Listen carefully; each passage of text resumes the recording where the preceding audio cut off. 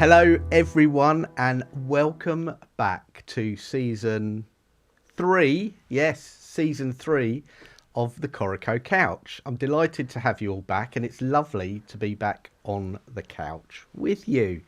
Now, we're going to do something a little different this time because at Coreco, one of our top brokers decided to enter a little show called The Apprentice. Now, some of you, it is mid-season at the moment, so there will be no spoilers apart from what has already gone out. So don't worry, you don't have to look away. I'm delighted to have Nikki Jettha. Hi. Hi, Nikki. Welcome. Thanks for having me. You are going to be an old hand now at all these little interviews. So you've already come a long way in a year. Yeah. So yeah, for those that don't know, Nikki entered The Apprentice and got selected, and we'll go through a bit of the selection process and how that works, and actually made it onto the show for the 20th anniversary. And for those of you who've seen the episodes, will know what's happened, but we'll come to that in a second. But Nikki, Hi. what possessed you to enter The Apprentice when you've got a lovely, cushy number working for us at Coreco, doing really well? You've been really successful, one of our top brokers. What possessed you to put yourself out there like that? Well, Monty, you know me. I love a challenge. I know that. I'm always on the go, aren't I? But I'm literally one of those typical ones who watch the show and think I can do a better job. Yeah. Literally, that is it. So the ad came up on my phone saying apply, and I just thought, why not? Never in a million years did I think I would actually get on the show. But I just thought, I can definitely do this. I can do this. And I love to push myself. So I applied and I got in. So yeah, that was the main reason. So how many really. people enter? 80,000. 80,000. Yep, on average. So despite going out early-ish, yeah, you got down from 80,000 and you made the top 20. That is amazing, Nikki, so there's in like itself. Talk me through the process. How does that work? So there's a 0.02% chance of getting on. Yeah. So obviously I made it onto that. Yeah. But yeah, it's quite a long application process. So you have a paper application which you just talk about yourself. It's really like basic questions, but they're just looking for people that I guess stand out a little bit or something about them. So it's very long, like literally like 50 words or something like that. And then if you're successful, you get invited to a day of assessments in London. Yeah. That you don't know anything about, and they don't tell you how short or long it is. So they say you could be there for 5 minutes or you could be there for 5 hours. You have absolutely no clue. So I went to the London assessment day. You have different time slots. So in my slot, I had about like 20 or 30 people, and they just make you sit down, and they just say, this is your moment. You've got 60 seconds to introduce yourself. That's it. They don't say anything more, like, talk about X, Y, Z. That's all they say. And they say, this is your moment to stand out, and the floor is yours. And then people just start speaking. So I actually went second. The lady before me didn't stand up when she spoke, whereas I thought I'd stand up. Yeah, good move, like that. So I stood up and I just introduced myself. I just spoke, a little bit about what I do, being a mortgage advisor, and family. I can't remember what I said now. Oh, and something about Kim Kardashian being my role model. Right. And then some of you get selected into one room, and then the rest of you get selected into another room. Again, I didn't know at that point whether that my day's over or what's going on. But luckily, I actually got taken upstairs to another round of interviews, and everyone else just gets sent home on the way. But they're none the wiser. They don't know whether there was another interview. They just get told, we'll be in touch. Yeah. And that's it. Yeah. So that was that. And then obviously there's just more stages on that day. So there's 4 stages in total. And again, same process. You either get taken to the next stage or you just get sent home. And then if you're successful on that day, you get another day of assessment, but it's more like a mini apprentice style group setting. Yeah. So you have like a furniture building task or a marketing task, a TV selling task, and then like a written assessment. And you're there for pretty much the whole day, like 5 or 6 hours. Yeah, that makes sense. And then there's a third day of assessment, which is more just like psychiatric assessments. Because when you're in the process, you are completely locked off from the outside of the world. Yeah, I understand that. Yeah. Which I know everyone says like, oh, it's fine, but you're just not in control of what you want to do. Like food, for example, you can't just be like, oh, I just want to nip to the shop and get some, get X, Y, Z. Yeah. You can't contact your family when you want to contact your family. Yeah. It's on their terms. All calls are monitored. It's a lot, but they just need to make sure that you're mentally stable to get onto the show. Yeah. So, and you obviously were. And you made it. I did. Yeah. So what was your first? Actually, I'm going to come back to Kim Kardashian. Okay. Why? Explain. So I said Kim Kardashian, and I still stand by it. Yeah. I think she's a really successful businesswoman. Yeah. She's a billionaire.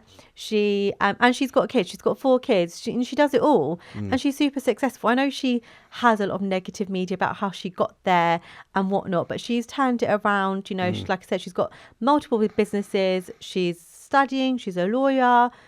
She's an amazing mum. Yeah. Like, she has literally proved to like the world you can have it all. And I'm like, oh, I've got kids. I've got a successful career. Like, yeah. Like, why would that stop me from doing more? So I just said, I look up to her. And what did your family think then? Are they really supportive? Oh, they were amazing. They were literally like rooting for me. I mean, every year they've always said, oh, Nikki, you should go on The Apprentice. You should go on The Apprentice. Obviously, when I told them the news, they were absolutely buzzing. So yeah, like they literally like just couldn't wait. Even like now, like I know obviously I've got fired, but they are still so supportive and so happy. So yeah, they've been lovely. How did it feel then to be selected suddenly? And what was your first impressions? I don't want to talk too much about what actually goes on behind the scenes, but it's really interesting to hear your thought processes about what goes through your head. And I remember when you called me and said, Monty, I've got something to tell you. And I don't know how you thought I would react, but I just thought this is bloody brilliant. Do you know what? Like I applied in end of January when I applied, and I didn't actually get the call to say that I'm selected until May. So it was such a long time. So during that time, there's no one to contact. There's feedback. Obviously, there's so many candidates that apply, so they can't go back to everyone. So when I just didn't hear back for weeks and weeks and weeks, I just thought that's it. Like, it's done. And I just know the chances of getting on the show are really slim. So I had zero expectations. I was just thinking, I haven't heard back. It's been ages. Even though I went through, 1, 2, and 3, all of those assessment days, I was like, yeah, it's done. Like, I know, like, obviously filming's due to start around in the next couple of weeks. Like, they're not going to call me. So when I did get that call, I was actually in shock. Like, I think I was having like palpitations. I don't know what was going through my mind. And then also I was thinking, oh my God, I'm going to leave like my husband and the kids. Yeah. And like, he's going to have to pick up all the pieces, and he's going to have to do the morning, the bedtime, bath time, everything. And then obviously, with work, obviously being a mortgage advisor, people invest in you, don't they? It's not like anyone else can do your job. Some, they want the right advisor to give them the advice. So I was thinking, gosh, I haven't told any of my clients I'm going on annual leave and I need to do everything. So there was a million thoughts going through my brain at that moment in time, but I knew I was definitely going to do it. Yeah. I was just like, it's a once in a lifetime opportunity. Yeah, definitely. I have to. So you get there, you meet everyone else. What was the first impressions of everyone? I guess it must be so overwhelming. You got 20 people who are just, well, they all want to win. Yeah. It's definitely overwhelming when you see everybody for the first time. Again, you don't know anyone that's going to be on the show. No. The first time you meet them is literally in the boardroom. So when I walked in, everyone's got their game faces on. Everyone looked, suited and booted. They just look like they're not going to take any nonsense. Like they are ready to play this game, and they are ready for the competition. Yeah. So for me, I'm just quite a bubbly person. So I just thought, like, I'm going to walk in, everyone's going to be super friendly, everyone's going to be like, oh, hi, but it wasn't like that at all. Right. So I did feel really overwhelmed. And And everyone was just so young as well. So I just thought, oh my gosh, I just thought a bit out of my depth, a little bit. And then obviously when everyone started speaking, I was like, oh, wow, I'm up against some really strong characters. So I know I need to bring it. I just know I can't blend in the background. I'm just going to get eaten alive. So I was like, I just need to be in my A game. I just need to be strong. I need to be confident. I need to be bold. That's the only way I'm going to succeed in this competition. Love that. Strong, confident, bold. And what you didn't know was that we've got another broker, Narinder, who is our head of commercial, and I think he's been on the couch before. Yeah. His brother was also in that show. What are the chances of that? But I know, both crazy. of you had no idea. No idea, because obviously when we were speaking, you don't really get to speak to the candidates whilst the cameras are rolling, and even like off camera, you can't really talk about the task or much about the process. No. You can obviously ask, where you're from, etc., etc. But yeah, what a small world. I didn't know until after I left that that Narinder's brother was with me. So crazy. So first task in Hong Kong. Yeah. So they did something really different when they took you to Hong Kong. Yes. So you're in a foreign country, and obviously, I don't know, have you been to Hong Kong before? No. Okay, never been to Hong Kong before. So Hong Kong can be quite overwhelming. Full stop. It's a brilliant place, but I know I've been. It can be very overwhelming. Yeah. What the hell possessed you to think I'm in a foreign country? I'm with lots of powerful women who all want to do well. I know I'm going to be PM first of all. Because I think I might have even said to you, just make sure you're not PM in the first class. Oh, gosh. Do you know what happened? When I found it was going to Hong Kong and it was going to be the negotiating buy-in task, I was like, I love that task. And I was like, it can't be that hard, is what I thought. So I was like, I love the task. And I think this is just calling my name. Obviously went to Hong Kong. And again, because I felt really intimidated, I think, I just thought I'm with some really strong women. I just need to do something bold, and I just need to show everyone that I'm not someone to mess around with. I can take on a challenge. I can rise up to it. No one really put themselves forward other than Georgie. But I think ultimately she put herself forward for like the wrong reasons. Her was more of like keeping like the morale high and positivity. And really wanted someone to lead. No one else was going to put themselves forward. And I was like, do you know what? Let me contribute. Let me rise to this challenge and let me just go for it. How hard is it going to be? Is what I thought. How hard is it going to be? Really bloody hard, Nikki. Yeah. Do you know, number one, it's like managing really like loud characters who have all got really, really strong opinions. Ultimately, we are meant to be a team. So I did say if we all work together, we will win. But I think we did get along. It wasn't that, but the task in itself was almost impossible, which I think that ultimately that's why we lost the task, right? But in terms of like my team, like I was listening to everybody, we was all contributing. We were working well with the sub team. Again, I don't know if you watched the show, but I found the mahjong set, which I know it was closer to where the sub team were. So I just phoned them, reserved the product for them, phoned them and said, you guys go get the mahjong set. And I know that's in the bag type thing. So, like we did work well as a team, but just in Hong Kong, I just didn't realise how hard it was to navigate. I didn't realise there were so many different islands, the traffic, people just don't want to talk to you. People are just busy in their day.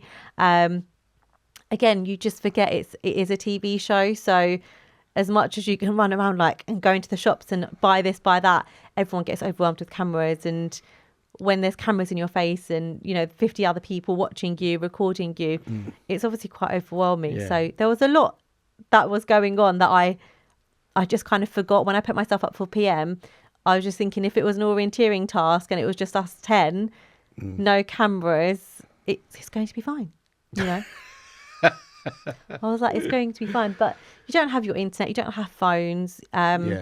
It's really difficult when you've got almost nothing to work with. You've got no phone, no internet, and nobody wants to talk to you. How are you going to get anywhere other than approaching people? And I know there's a scene of us asking everyone, I think 50 people, do you speak English? Do you speak English? But if we didn't ask, no one would have spoke to us. So you know Yeah, Hong Kong is very much, it's a bustly place. Yeah. People are busy, people are running around, people are walking. They don't necessarily, especially cameras. Yeah, exactly. And stuff like that. So I did genuinely feel for actually both teams, and the task itself was really hard. No, there's that saying, you miss 100% of the shots you don't take. So I had to keep trying. I didn't have a choice. Even I spoke to 1,000 people, maybe one of them would have turned around and they could have helped us. I mean, we did eventually get somewhere, but it wasn't like the first person we approached. They're like, oh, really helpful. So that was really difficult. Something that I didn't anticipate. I've been dying to ask you one thing, and I don't know if it's because it didn't come out. So when you're planning at the beginning, the boys were very much, right, let's get the map out, let's look at the map. It came across that the girls' team did not get the map out or plan where they wanted to go. We did. No, we did plan. So in the edit, it's like we just got in the cars and we were like, right, let's go hunt for these items. But no, we did read about like the items and where like the different areas where we think that they might be found. So we did split it accordingly. But what happened is when we set off in the cars, we ended up in a location where we didn't know. We just ended up there, and that's how I started. That's how I realised, actually, I know the Mahjong set is closer to you, so that's why I phoned the sub team, etc., etc. But yeah, like I said, it's just one of those things. Like I said, it is a TV show, so you have to take everything with a bit of a pinch of salt. It's not as it seems, or like it's. How do I say this? It's just. Yeah, it's much more difficult when you're in a TV show with big personalities, cameras, very limited resources. And you have to get people's permission to talk to them and stuff like that, which I understand. You have to say you're filming for the BBC. You're filming a BBC documentary. And again, nobody wants you to come in and they don't know. It could be Panorama or Watchdog or something. No one was willing. No one was like, oh, this is really good publicity for me. Everyone was like, no, it's fine. And then again, we were like borderline desperate as well. So we're running in, almost bulldozing a little bit. It's quite overwhelming, I guess. Yeah, for these, and obviously everyone's it's a small independent businesses out there, So I think even for the people who own the businesses, they were like, no, I don't want these cameras in my shop. They just don't know what's going on essentially. So I understand that. That was quite difficult.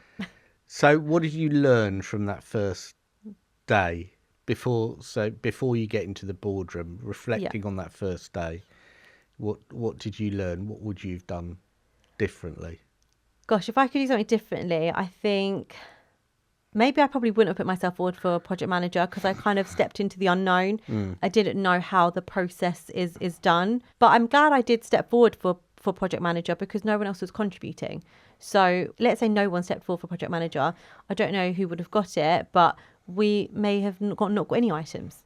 So at least I stepped up to the challenge and I tried, because there wasn't many other people stepping forward. So I'm proud of myself for doing that and taking on, challenging myself ultimately, rather than just blending in the background. I know I got fired, but I'd rather get fired for contributing and trying as opposed to getting fired for not doing anything at all. Yeah, and I really resonate with that attitude generally. I'm not just saying that, but it is. I always say. I said to someone not long ago, actually, I'm the type of person who likes to be in the room where I'm not sure what's going on. Yeah. Because that's how you grow and that's how you learn. Yeah. If you're always in the room where you just, I know what's happening, this is really, I'm in control, then you're not growing yourself, are you? Yeah. So taking that leap of faith and trying to learn and do something different is really admirable. No, exactly. And like I said, I pride myself on not being able to take a challenge. And I think if I didn't put myself forward, who knows the outcome? I might have still got fired, but like I said, I would have got fired for doing nothing at all. Yeah. And I didn't want to go down. That would be worse. Yeah, that would be 10 times worse. At least I got fired for actually stepping up, being project manager. We got 2 items. I did something, Yeah. But yeah, I definitely learned a lot about myself. Like I think I proved to myself I am stronger than I think I am. Like I flew to halfway across the world. No one knew where I was. That in itself, and your kids are still young. Yeah, and I still tell my mum, like, Mum, I'm going on holiday, like I'm going to be here. Do you know what I mean? She had no clue I was in Hong Kong. But no, like just being out of your comfort zone again, like not having your family support, your friend support. Like when you've had a really bad day, you just want to talk to someone about it. And obviously in that environment, you couldn't because everyone's quite isolated. So it's just all in your own head. But I just managed to just gather my thoughts and just think, do you know what, like this is, if I'm gonna get brought back to the boardroom because we've lost the task, I know exactly what I'm gonna do. I know exactly what I'm going to say, and I'm just gonna fight. And that's all I can do. I'm not gonna go down without a fight. So there's that great final scene when half of your team are waiting for you. Yeah. And it's dark and everyone else has gone. And you're late. Yes. What was that like when you were walking up the steps? I just knew this wasn't good. But in my defence, it wasn't our fault we were late. As much as I tried to get there on time, it was taken out of our hands. Yeah. And in Hong Kong, if you miss the last cable car, the only way to get to the endpoint is by car, which will take us 2 hours. And that was ultimately the only mode of transport that was left. So that couldn't have been avoided, but I have to own it as project manager. Yeah, you take on that responsibility. So I knew, okay, we're really late, but again, it was out of my control, but I can't blame that. I can't, just say and run with it. As annoying as it was, as the lead on the task, I just had to own it and be like, yes, we were late, but taking that into consideration, I made these executive decisions to carry on. We still got to the end point. I didn't give up, Yeah. I just dealt with the cards I had at the time. Yeah. I like that. That's really good. I do see a lot of business leaders sometimes who adopt very much a blame culture. And I've always said, and I said this to someone else the other day, if something goes wrong at Coreco, then I have to look myself in the mirror first and foremost. Was it the way I communicated things? Is my message not getting across? It's my fault, basically. Yeah. For most things, even though you want to go, oh God, they didn't do that thing, it's their fault. Yeah. It's not. It's always the leader's fault. So yeah, I agree with you. Yeah, I think it takes a lot, as in taking accountability and not passing the blame as such. Like I said, it wasn't anyone within the team or anything like that. The decision really was out of our hands, but that's just not going to sit in the boardroom. No, of course not. We were late. I had to own it. And I can't imagine Lord Sugar going, well, it's not my fault, Lord Sugar. No, exactly. Which a lot of people do try and do. I did actually tell him. I was like, it's not our fault. That wasn't shown, but anyway. No, it wouldn't be. So you're sitting there. You've got to bring some people back into the boardroom. Yeah. And there's then, actually, because you brought 4 people back, was it? I brought 2 back, and then Lord Sugar told us asked the sub team to bring 2 people back. Yeah. So there were 6 of you. Yeah. And you sort of knew that 2 would go. Honestly, I had no idea. I just didn't think in the first episode he would fire 2. Yeah, I thought that. I didn't know. As soon as he said 6, I was like, the 2 are going to go here. So what is that feeling like when you've argued your case? Yeah. Lord Sugar has said, I don't want to hear another word. I love the bit you say, can I just? He says no, because he's going to say no. Yeah. And the inevitable is coming. What is that feeling like? It's really scary. I think in that moment, there's no messing around, and you've fought and fought and fought. So there's not really much more you can say. I mean, I wanted to say more. Yeah. I was like, I'm not going home. But no, it's really scary because you've tried your best. Everyone has tried. The 2 girls I brought back into the boardroom, I mean, I had reasons behind that. Yeah. Because like I said, it wasn't like anyone did bad. It was just not lack of contribution, but no one really contributed. So I was trying to lead my team as best as I possibly could. But yeah, I just knew in the boardroom, maybe Lord Sugar would save me because I've actually stepped up and I've put myself out of my comfort zone. It shows him, I'm able to rise to a challenge. I'm not afraid. I can handle big personalities. I'm not going to shy away in the background. I thought that was my saving grace. He did say it's really ballsy of me to step forward, and he kept saying that. So I was thinking, maybe I've got it. Maybe I have. But then he said, regrettably, I'm fired. So yeah. And then that's it. So you were off. That was it. And what's the reception been like since you do you know what? Been back? It's been amazing. And I've seen the show, and I personally don't think I've come across bad. Like I think some people get really bad edits, like especially in the episodes that have come out. Some people just look really bad. I know obviously they're not actually like that, but just from an outsider's perspective, it's as really a viewer, hard. they look awful. So I'm glad that I didn't come across badly. And again, I'm really glad that I'm proud that I put myself forward. I really am. Like, I do hold on to that. And I got fired for actually doing something and trying, as opposed to fired for not contributing at all. But everyone has been really supportive. I've actually had loads of inquiries since then saying, Nikki, we've seen you on the show, we've read your bio, and they really want a strong mortgage advisor, etc., etc. So I think I went in the show I went in the show and I've got what I wanted, which was exposure. I just wanted to get myself out there as like a really good mortgage advisor. And I think I've done myself proud. I hope. I think you have. Yeah. I think it's interesting is how you deal with setbacks. Yeah. And I think that's an interesting message for people out there watching, in terms of, I think it's Dyson famously said, he failed like thousands of times before he actually succeeded. And sometimes people think, oh, first out, that's failure. Yeah. But it isn't, is it? No, because not especially at when you all. think of 80,000 to 20 to you stepped up, etc. How do you deal with that? Obviously, I'm gutted to have got out so soon, because I think there was definitely more of me, like I wanted to show everyone. But it's not necessarily a setback. I'm so proud of myself for getting on the show, doing everything that I did. And I just think it just makes you stronger. You learn from it. You can take on challenges. You can be out of your comfort zone, and you can still succeed. Like, I still see that as a win. Everyone still had faith that I was, to be project manager. I stepped up. So for me, I'm glad I did that, like I said. So I'm just like onwards and upwards now. Like, I've been on the show. It was a great experience, great exposure for me. And I think I'm just stronger. I'm just stronger now. And everyone's been so lovely. Like I said, everyone's been so lovely, which I think is great. So it's given me a boost. Everyone said, oh, Nikki, you were gone too soon, which I love. So I just think for me, it's not a failure. It's not a setback. It just means there's more things to come. Yeah. And that pressure in itself, that you said you learned a lot about yourself. Yeah. How are you going to take that forward into what you do now? So I just think I do work best under pressure.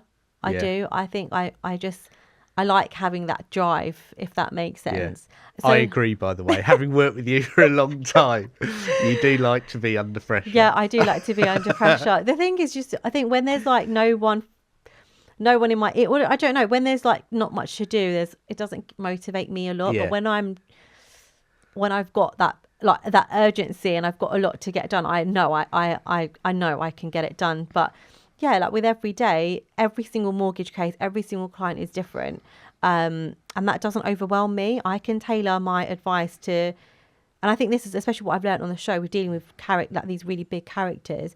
Some clients really need hand holding, and some clients don't.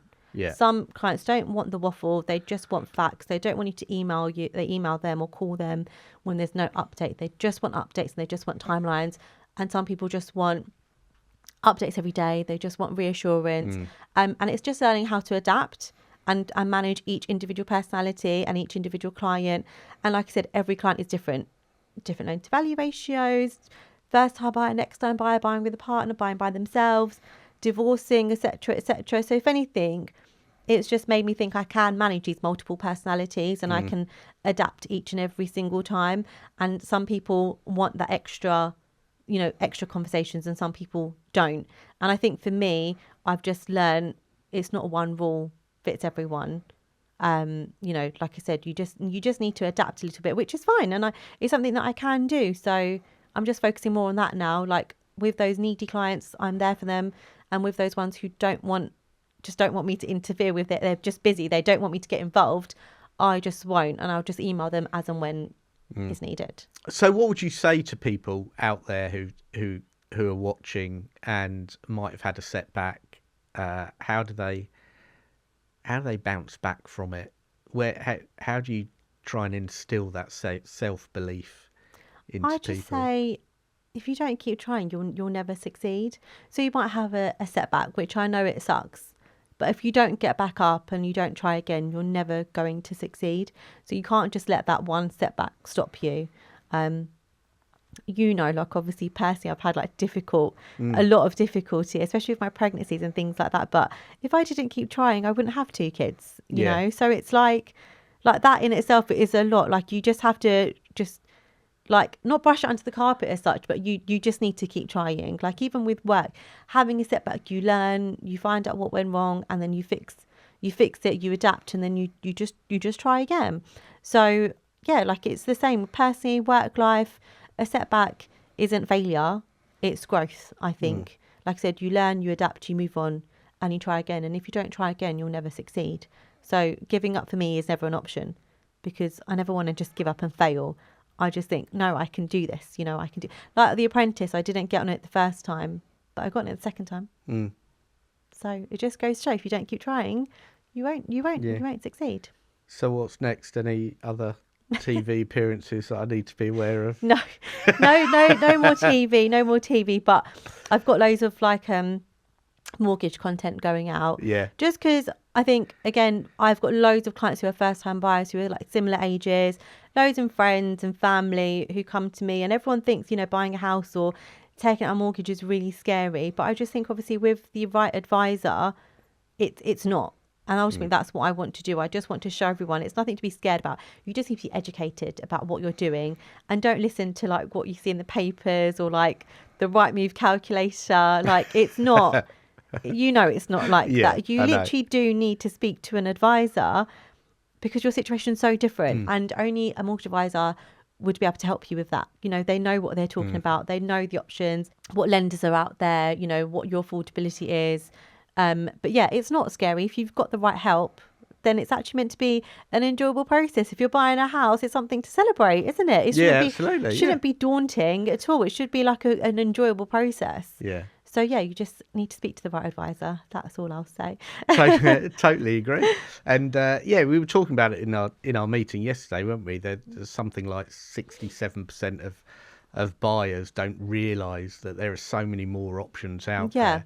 And actually speaking to a broker, obviously we're mortgage brokers, of course, we would say this, but speaking to an advisor, make that the first thing you do before you even think about looking for a property. And don't be scared about, you don't have to get ready to see a mortgage broker. That should just be your first port of call. Someone like yourself to sit down and go, right, let's make a plan of how you can do it. I have so many clients who phone me and they say, oh, Nikki, we might be a bit early, but we're not looking until September. And I'm like, no, now's the perfect time. You know, the sooner you speak to me, like the better.